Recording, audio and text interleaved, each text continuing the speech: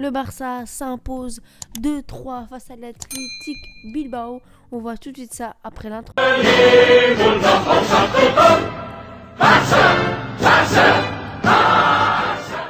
Les amis, avant de commencer le débrief, n'hésitez pas à liker, commenter, partager et aussi n'oubliez pas de vous abonner avec la petite cloche. Le Barça s'impose 2-3 face à l'Athletic Bilbao. Ce n'est pas arrivé depuis 3 ans.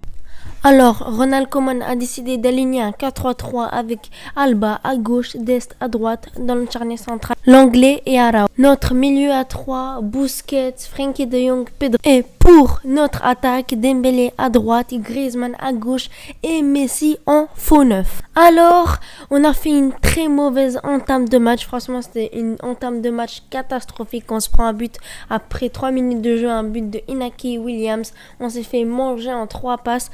Bon, l'anglais est fautif. Certains disent que l'anglais est fautif, mais c'est toute l'équipe qui est fautive. C'est une erreur collective, mais à la fin, je pense que l'anglais doit faire mieux. Il doit l'enfermer parce que il a laissé se remettre sur son bon pied et tirer directement et il a marqué. Puis on réussit à égaliser grâce à une magnifique passe de Messi. Puis la passe de Frenkie de Jong qui a percuté. Puis Pedri qui marque tranquillement de la tête. Pedri a dit que c'était son premier but de la tête de sa vie, quoi. Donc voilà, franchement, il n'est pas habitué à la tête. On a bien vu qu'il a beaucoup de mal sur les têtes, mais là, il a réussi à marquer tranquillement. Il n'a pas stressé. J'ai aimé la réaction de l'équipe. Puis, on a réussi à prendre de l'avance d'un but, 2-1, grâce à une talonnade magnifique de Pedri. Puis Messi qui termine.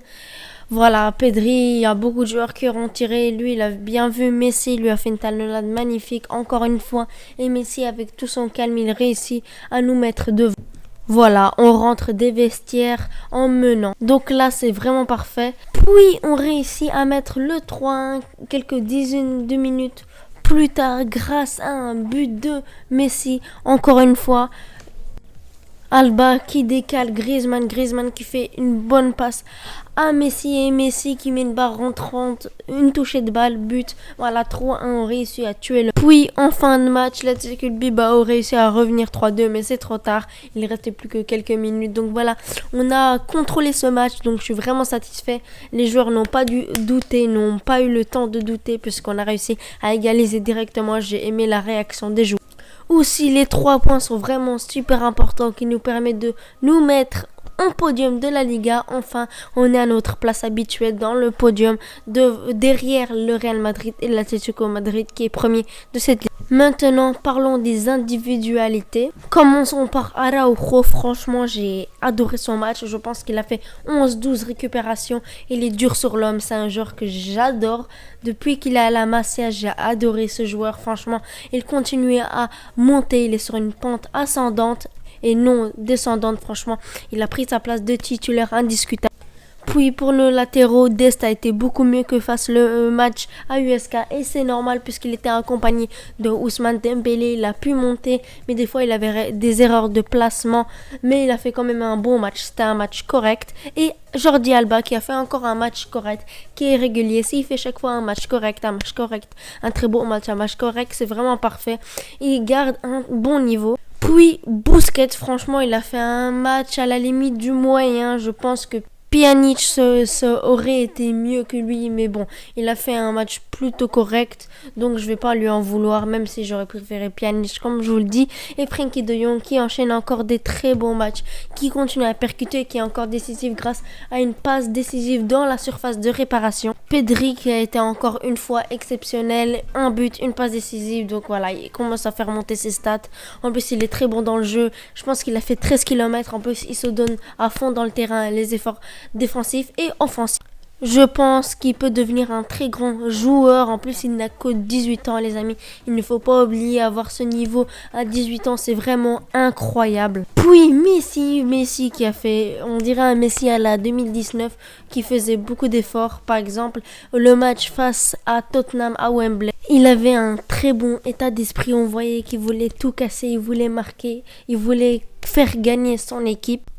Alors, Griezmann, il fait plutôt un match correct, même si je trouve qu'il a fait un match en dessous par rapport à Messi. par rapport à l'attaque, j'ai envie de dire.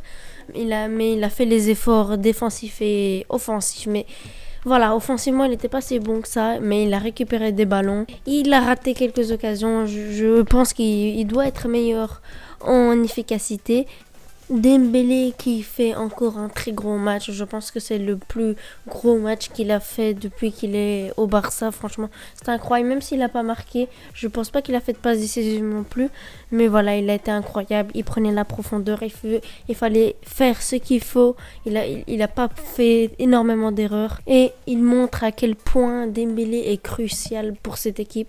Griezmann qui a fait un match correct, il a été bon défensivement, il a fait les efforts, il a récupéré des balles. Mais il doit s'améliorer dans l'efficacité, il a fait plutôt un match correct, j'ai pas envie de lui tomber dessus, mais il doit continuer à faire des bons matchs et être bon dans l'efficacité, comme je vous le dis. J'aimerais aussi parler du match de l'Anglais. Il a été plutôt fébrile, je trouve, mais il a fait quand même un beau match. J'ai pas envie de trop lui tomber dessus.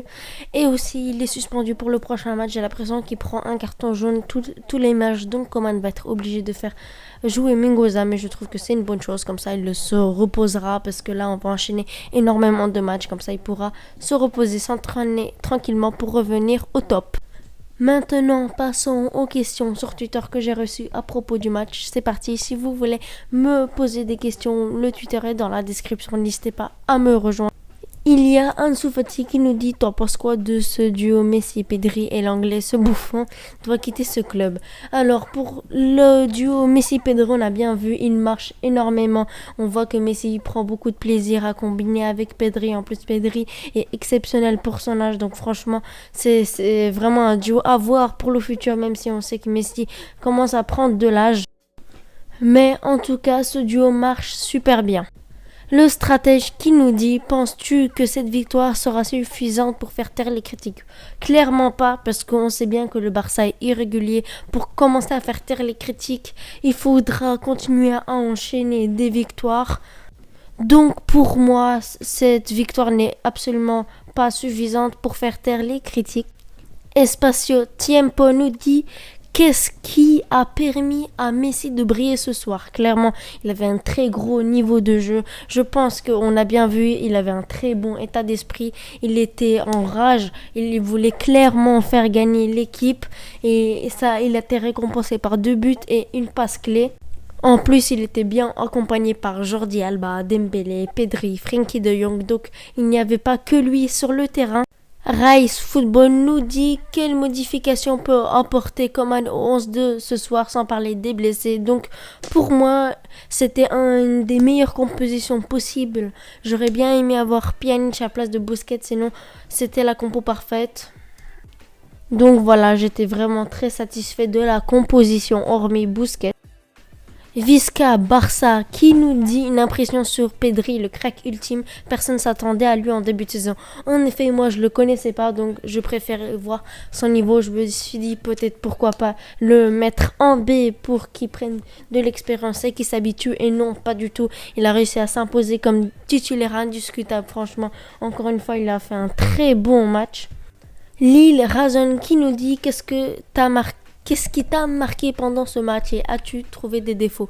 Donc pour moi, les défauts, c'était l'entame de match et les 10 dernières minutes du match. Surtout l'entame du match qui a été catastrophique et le fin de match où on a vraiment été en difficulté, mais on a réussi quand même à s'imposer. Thomas qui nous dit: est-ce que Coman n'aurait pas trouvé le système idéal pour cet effectif? L'apport de Dembélé sur les ailes semble tout changer, donc je pense qu'il a trouvé le meilleur dispositif possible en 4-3-3. Dembélé, voilà, il est crucial comme je vous l'ai dit, et le 4-3-3, on a bien vu que le 4-2-3 ne marche pas, le 3-5-2 non plus, ni le 4-4-2, il a tout essayé. Mais on a bien vu que c'est le 4-3-3 qui rapporte le plus de victoires et qui nous produit le plus de jeux. Donc je pense qu'il faut garder ce 4-3-3. Et effectivement, Dembélé, voilà, il change tout sur les ailes. Il percute, il fait des appels dans la profondeur. Donc lui, c'est un joueur crucial. Voilà, on arrive à la fin de cette vidéo. Merci d'avoir posé quelques questions sur le match. J'y répondrai encore une fois pour les prochaines vidéos. Et sur ce, je vous laisse. Mais n'oubliez pas de vous abonner, les amis. C'est le plus important pour soutenir la chaîne. Si vous appréciez le contenu, allez, on se laisse. Ciao. Cross out the ones who heard my cries and watched me weep.